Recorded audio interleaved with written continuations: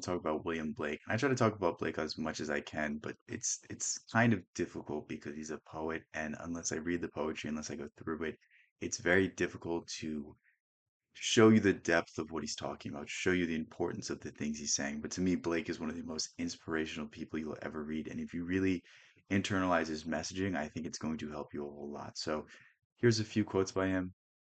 Plus, I included he does these engravings or paintings or stencils, whatever you want to call them. I don't know what the specific word is, but with all his poetry, with all his books, he would engrave these on the tablets. They were like metal, I think they were bronze or something. That he would engrave them, and these are the drawings. So I tried to include at least one with all of them.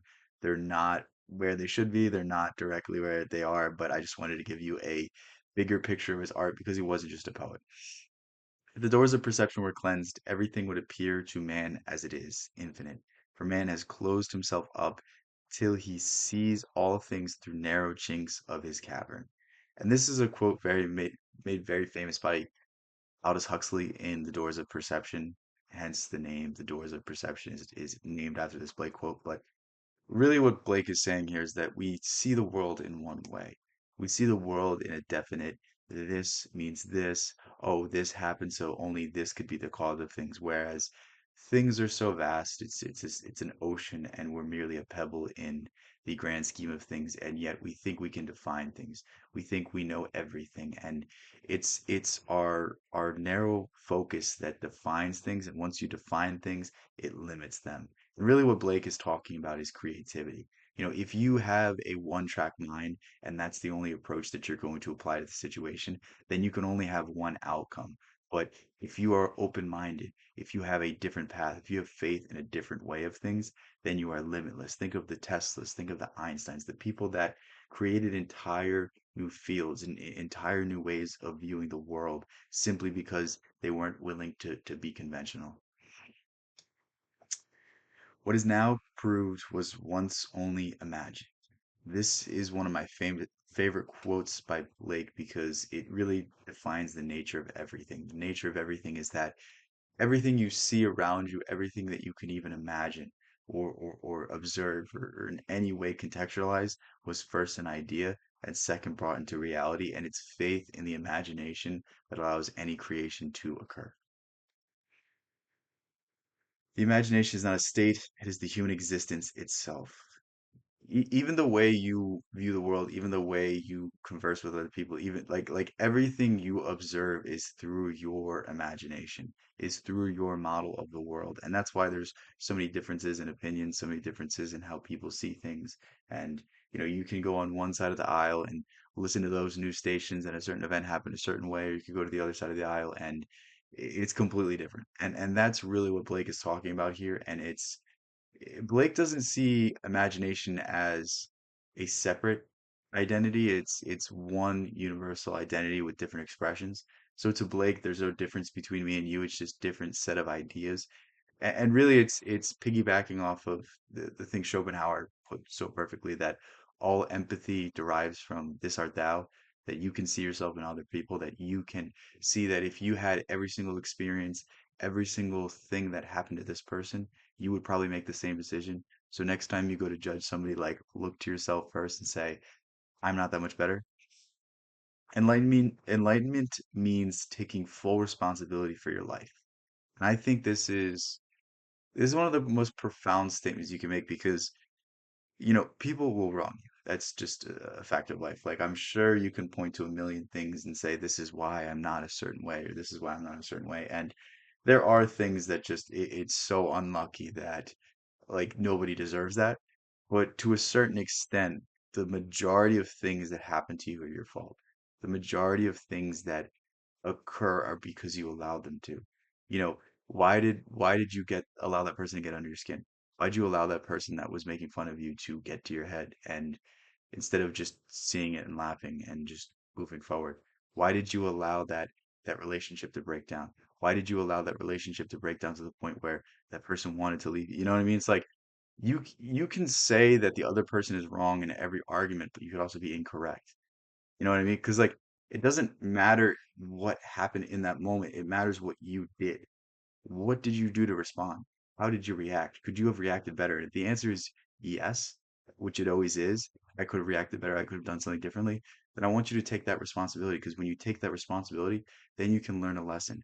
Then you can say, you know what? Maybe I was in the wrong. Maybe I could have done this a little bit better. And instead of putting all that blame on that other person, instead of reviling this other person and saying they're the worst and we're like, maybe they are a wicked person, but that doesn't matter. What matters is what you take away from the situation, how you move forward, how you become better, how you are better able to adapt to these scenarios for the future.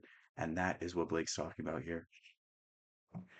Those who control their passions do so because their passions are weak enough to be controlled. And I think this is really speaking to the nature of the creative, really speaking to the nature of somebody that believes they're destined for greatness, believes that they can do something much more than what is told of them, but they don't go after it. And I think this is very important for, people that have a talent, people that have something that they want to go after, but they say, oh, I'll do it in 5 years, or oh, I'll do it then, or oh, like all these are copes. All these are you not having the courage to stick your neck out, to say that, you know what, I don't care what people are going to say about me. I'm going to do it anyway. And that's essentially what Blake is saying. And it's you're going to have to look at yourself in the mirror one day, and you're going to have to say, you know what, I gave it my all. I tried my best. I really put myself out there, and I wasn't good enough. Or you're going to look at yourself in the mirror and say, what if? And both cases you're a failure, but in one case you don't feel guilty. And that's the worst case scenario. The best case scenario is you tirelessly effort or you tirelessly try, you keep going, you keep pushing, and one day you make it.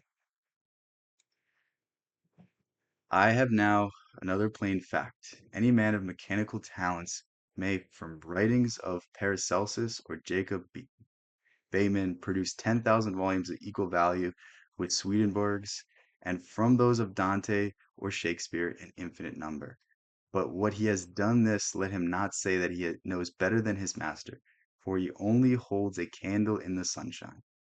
So what this is saying is that no matter how much effort a traditional logistical analytical mind can work, no matter how much you can prompt ChatGPT and put out all this fluff and put out all this nonsense, you will never capture the same essence as Dante or Shakespeare.